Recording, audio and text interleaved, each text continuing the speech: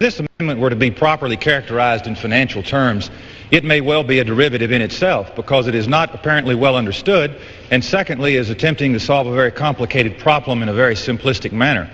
Further, if this were to be classified as a forward-looking statement, the disclosure required for the sale of initial public offering, it might well be actionable under the public fraud statute. And let me explain why. This amendment is purporting to solve the derivatives problem that exists in our marketplace internationally. It was inferred that if this were in effect, the Barings failure might not well have occurred. It was inferred that if this amendment had been operational, Orange County might well have been somehow prevented. The simple fact is this amendment creates a new cause of action for only a very small number of derivatives transactions. There are huge numbers of derivatives transactions on a daily basis.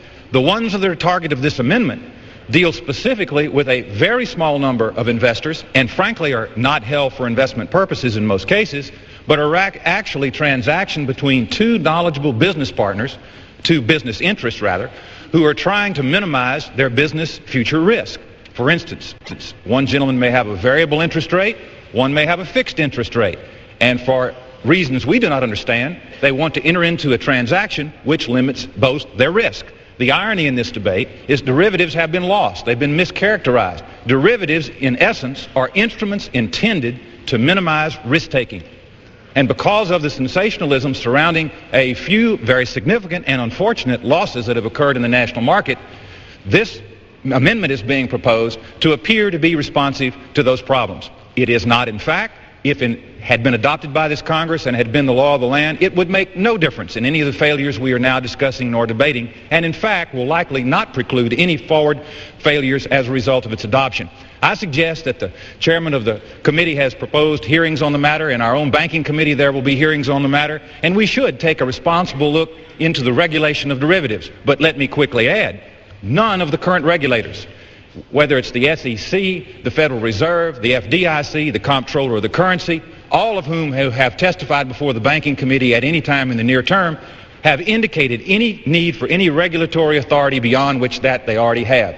I suggest to the members this amendment is not well thought out, it's ill-timed, and should be rejected. I'll be happy to yield. The gentleman is exactly correct.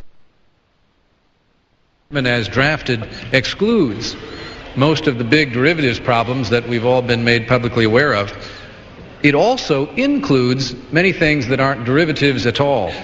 The definition as drafted includes, and I quote, a contract that derives its value from the value of any security.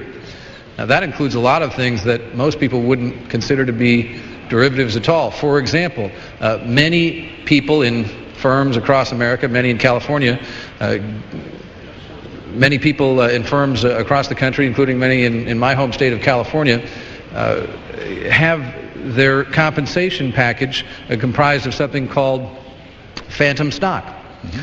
Phantom stock is not real shares of stock, but it's just a contract that tracks the value of the underlying stock. The way this is written, because those are not exchange-traded securities, any lawsuit arising out of that employee compensation would be exempt from the coverage of what we're passing right now, the Securities Litigation Reform Act. Surely we don't mean to include those types of things. If I can reclaim my time, the gentleman's point is well made, and that is in many cases these are negotiations entered into freely between two well-intended and understanding business partners for their mutual benefit. If we are actually looking to protect the unsophisticated investor from acquiring an interest in a product which they do not understand, this amendment doesn't accomplish that goal. And if we're worried about pension fund investments or the working person who's trying to enhance his financial condition, adopting this amendment won't in fact help. It may in fact hurt. I thank the gentleman for his comment.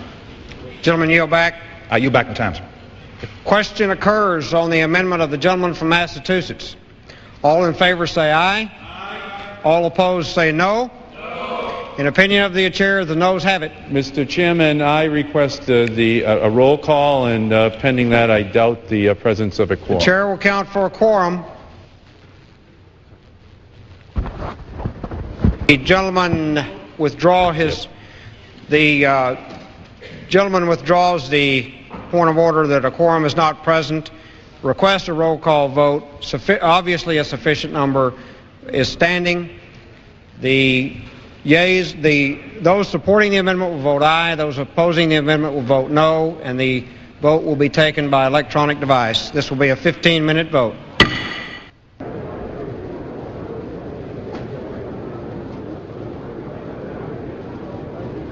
On this vote, the yeas are 162, the nays are 261, one voting present. The amendment is not agreed to. The House will be in order.